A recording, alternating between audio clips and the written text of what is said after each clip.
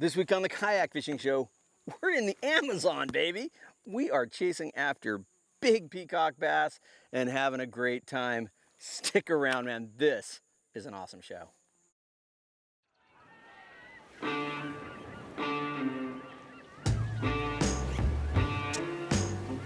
to the wise, if your mama ain't taught you,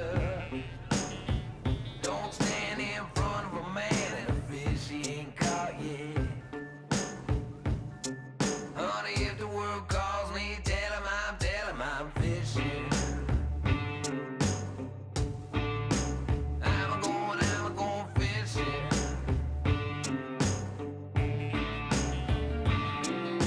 Where am I headed? Where am I headed? Where am I headed? Wouldn't you like to? Where am I headed? Where am I headed? Where am I headed? Wouldn't you like to go fishing? I'm going fishing.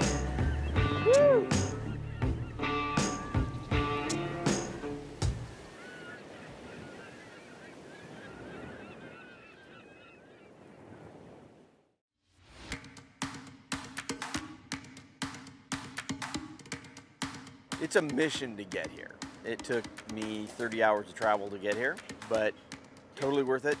Peacock Bass Expeditions got it really dialed in. They met us at the airport, guided us through the small airport to get on a float plane, and once you're here, you really don't have to touch a thing. It's full service. They're grabbing your gear for you. They're dealing with your rods. They really took great care of everybody on this trip.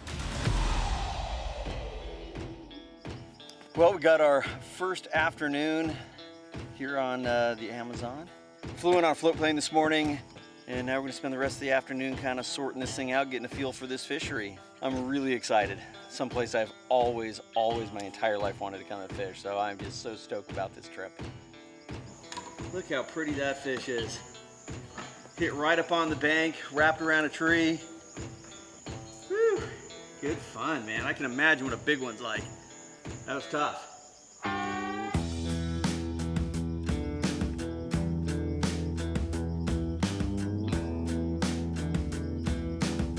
I was about to trade the fly rod for the bait caster for a little bit, just to try those new propeller baits that we got.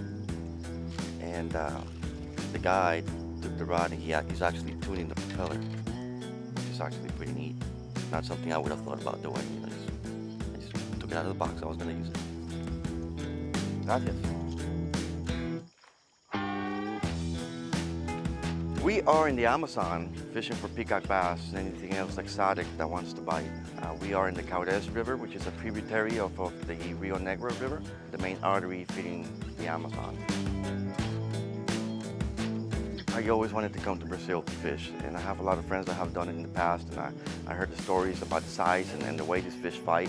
For many people, it's a once-in-a-lifetime experience, and it's definitely a must-do if you're a serious angler. Look below me.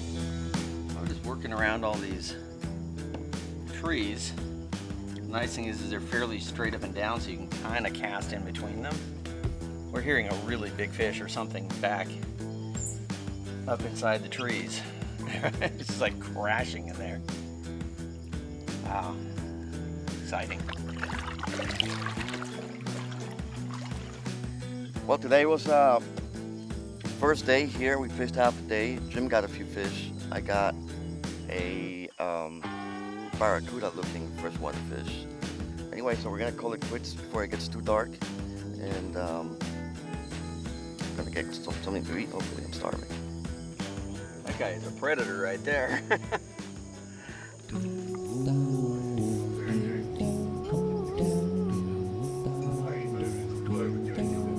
We are having some fresh piranha.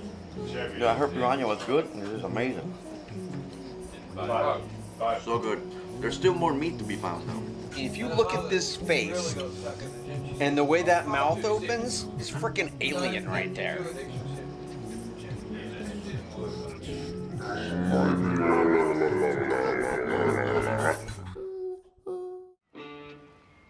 The Kayak Fishing Show is brought to you by Jackson Kayak.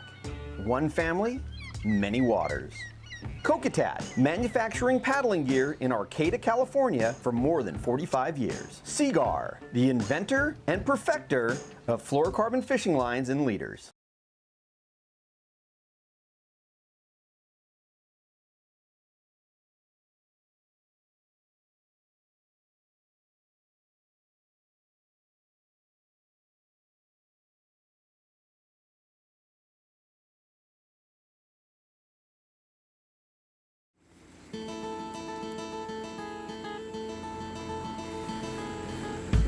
It's our first full day.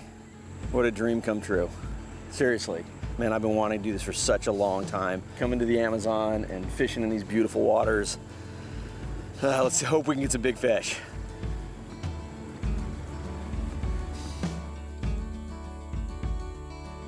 Oh, that followed me right there. He just came up twice.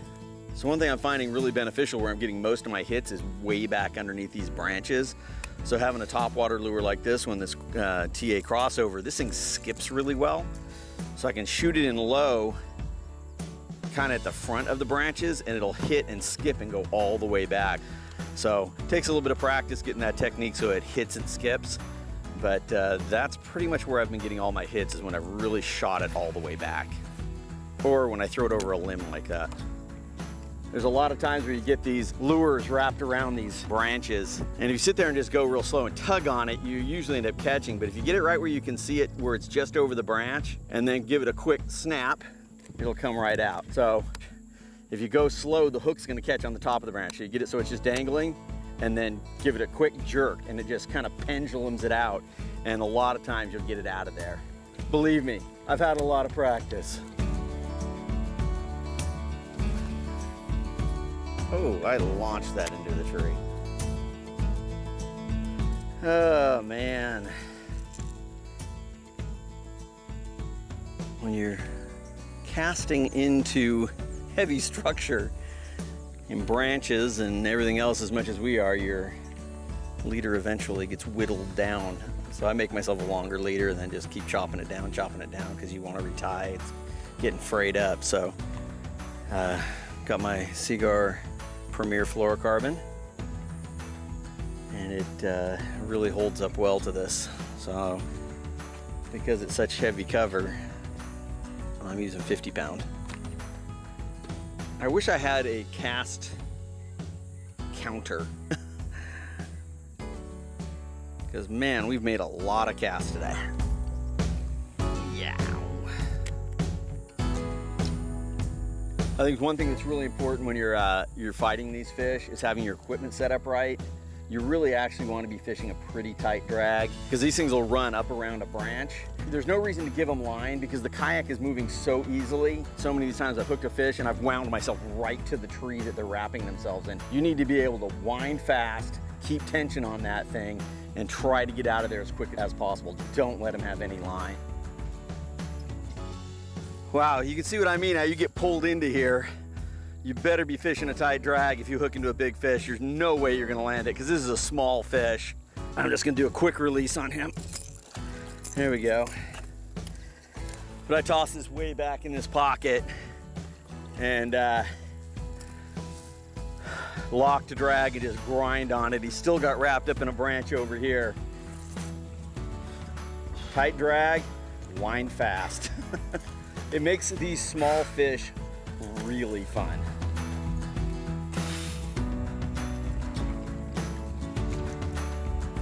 Oh! Oh! Being attacked by bees here. So yeah, fish really heavy drag, high gear ratio reel that you can really wind on that thing. And like I said, you're pretty much gonna wind yourself to the fish. Geez, go away. I don't know, they say there's a bee shortage in the world. There's not a bee shortage here. Man, freaking bugs. It seems like the moment you get here, the moment you go out to fish, you get 2 bees assigned to each person. It's the weirdest thing is, as soon as you slow down, you immediately have a couple of them buzzing around your head. And they generally don't sting you, they don't do anything. but they are right here around your head, driving you nuts. But it is fun once in a while. You can smack one out of the air. Ha! All bugs must die. Just fly around your head the entire time. It was the funniest thing I've ever seen. They're like your personal bodyguards. I don't know. Maybe it's a Brazilian thing. Ow, damn it. Something bit me on the arm and I jerked and then the hook went into my hand. I mean, I was worried about mosquitoes coming here and there's been virtually no mosquitoes.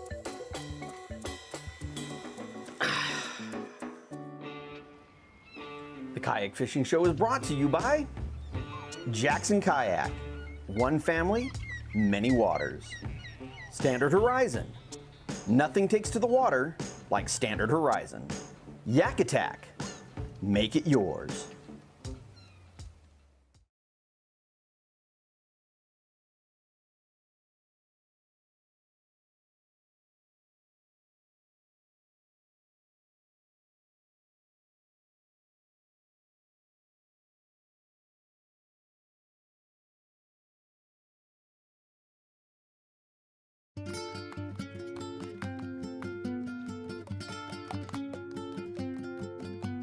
These fish, they're very aggressive, but they're also snobs. We would get a bite and a big blow up, and you know, I would pick up the fly sometimes and land it back down, and it's like the fish was never there. They won't come back.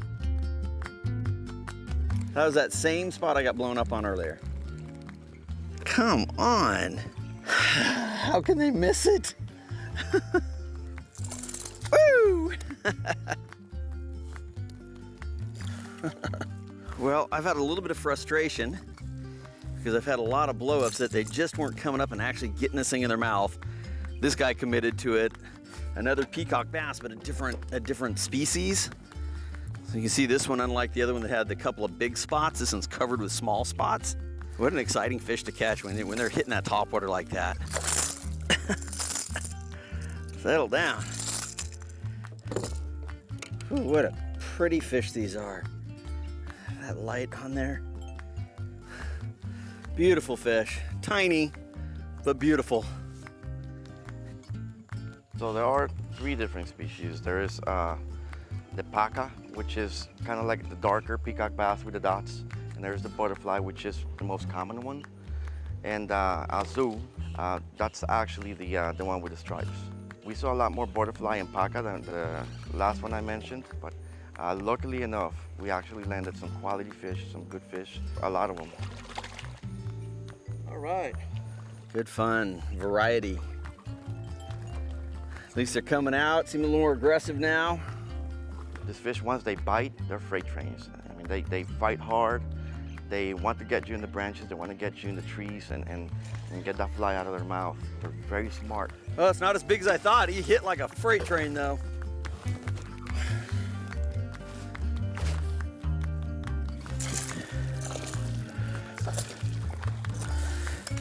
Another butterfly peacock bass, right up under those branches. Skipped it up in there.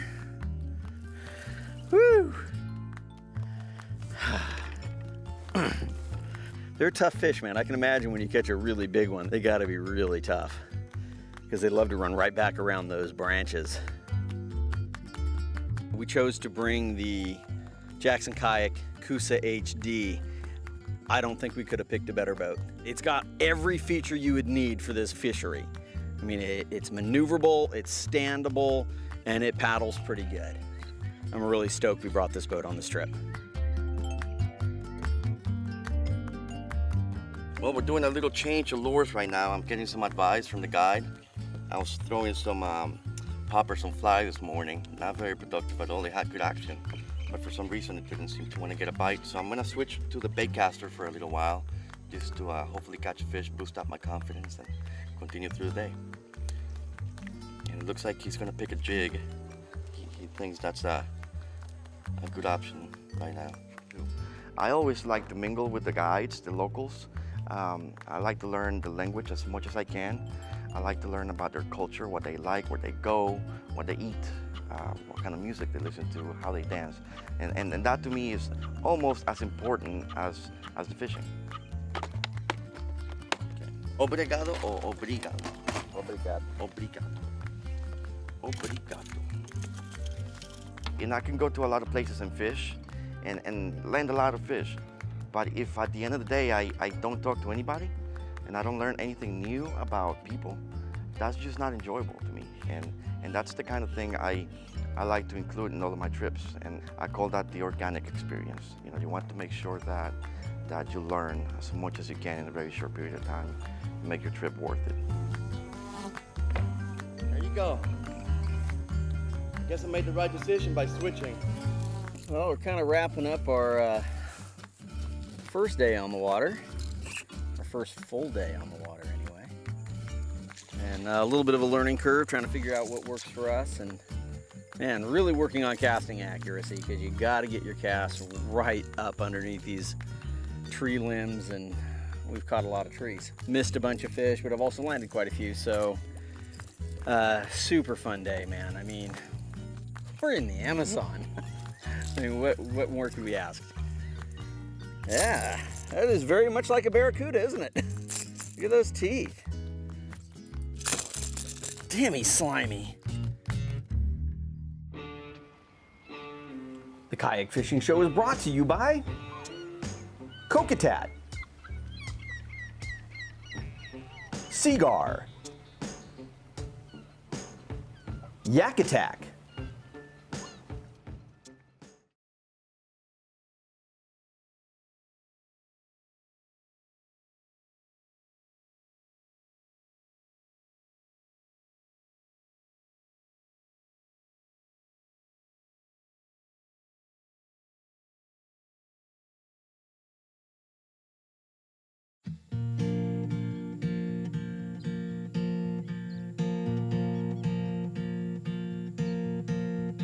Well, today we brought the kayaks with the boat and dragged them for a couple of hours upriver away from the lodge. So very remote. Not that the other places weren't remote, but we are now way up here and trying to find a place where maybe there's some bigger fish that want to play. I made one cast on my Soft Magic swimmer and the tail got removed. Likely a piranha. I just made a second cast and it bit off more of the tail. So now I've just got like a head and they're not getting anywhere near the hook. So I don't think I'll be throwing soft plastics up here. Oh, here we go. That's slow sinking. What's this one?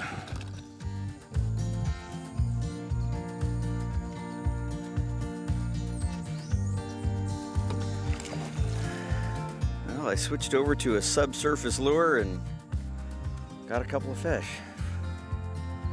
This is one of these weird freshwater barracuda looking things with some gnarly, gnarly teeth. Yeah, don't get your finger in there. You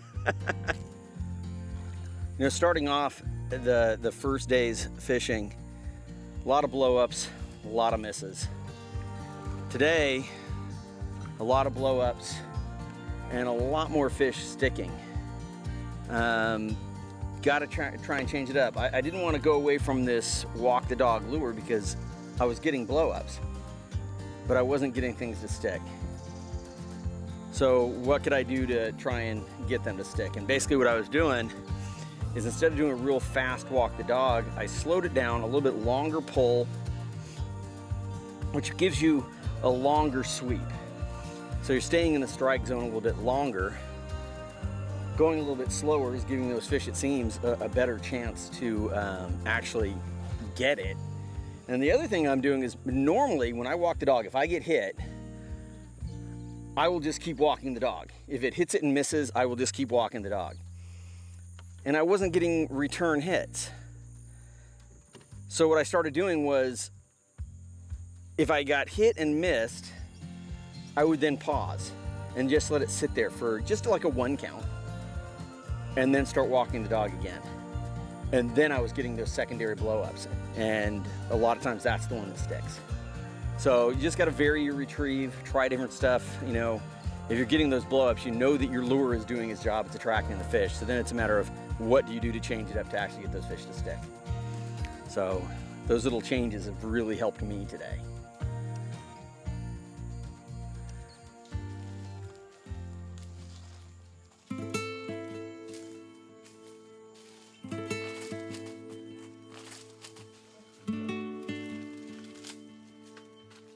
Well, we just stopped for lunch, and since we went so far into the jungle, we kind of drifted halfway. We're at a point here that they have prepared. They're gonna hang some hammocks, and that's for us to take a nap after we eat.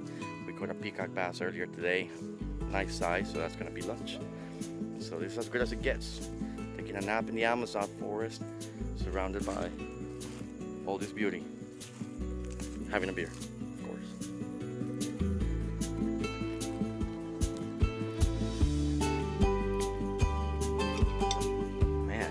You don't eat this good at restaurants. I don't know about the rest of this part, but what you are supposed to eat is their face. Get this little giblet right out of their cheek. Delicious.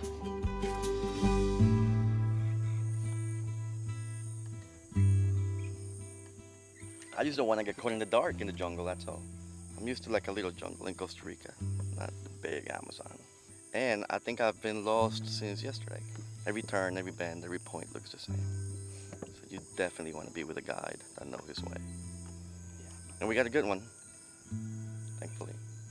Well, and if we do get lost and we have to like go to land, as long as I can run faster than Jim, I'm good.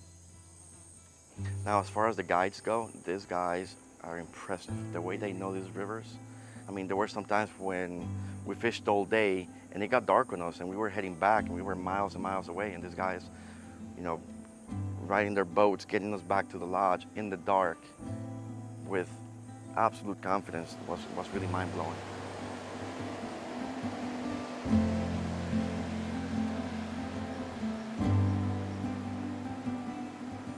My Amazon adventure is awesome.